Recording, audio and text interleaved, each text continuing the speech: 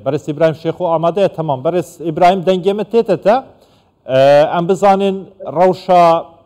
آواریان وان کمپان چاوا درباز دبیتن حتی کنگی و بکاربن بوی آوایی جان درباز بکن اگر درگی رحمت لستروانه وکیلن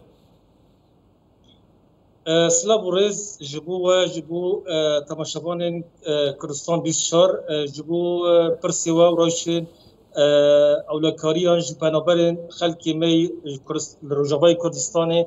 لقامپن سرکانیه اگ خلکی چینه گرسپی سرکانیه خلکی عفرین لحریم الشهباب راستی تشتک دوی روشدانه کمبونا آلیکاریان سازی نف دولتی در باس و حریمان نابن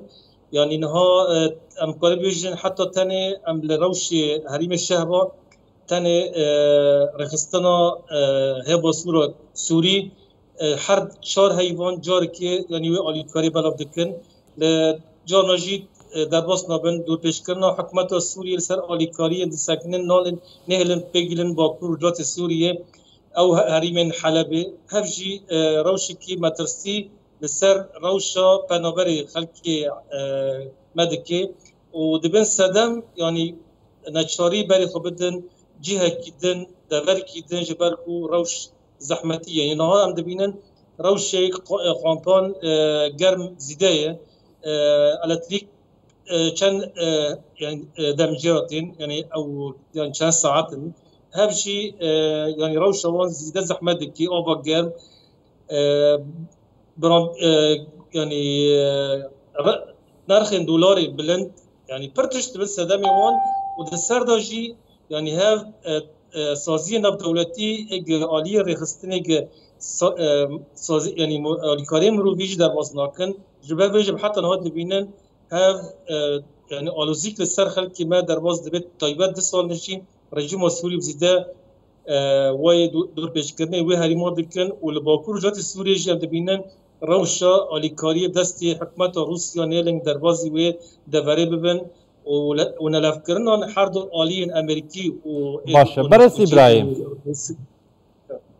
برس ابراهیم یعنی جداهیه که ادنا برا کمپین پنابران لروشاوای کردستان و وان کمپین دبند سلاطا سوریه دانه دبند سلاطا چکداران ده هیچ جداهیه که هیا کو آلیکارین نفنتوی بگهنه وان کمپانه نگهنه کمپیندن